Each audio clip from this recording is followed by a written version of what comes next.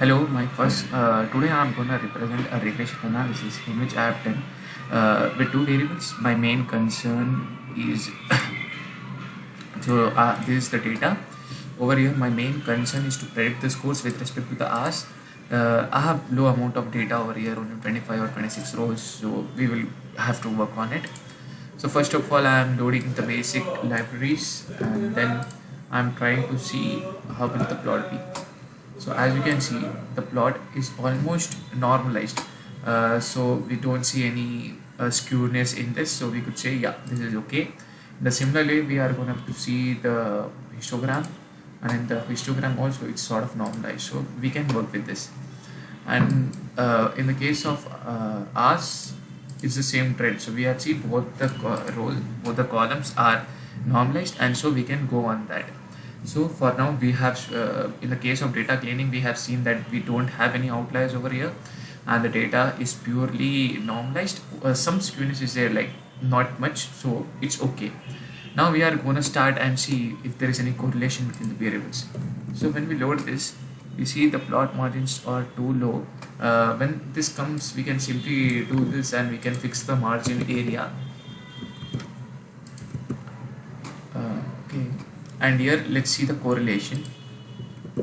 See, in this correlation, as you can see, there is high correlation between the R's and the scores. So this gives a very great idea, and we could say, yep, these two are highly related. So with this, we are good to go. So for now, in order to test, we are splitting the data and creating the various a different set. As you can see, testing set, training test, and another the score.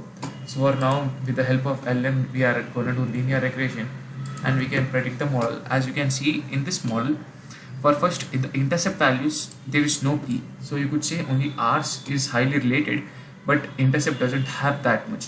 And in the simplest case, you can see the adjusted R is 0.9.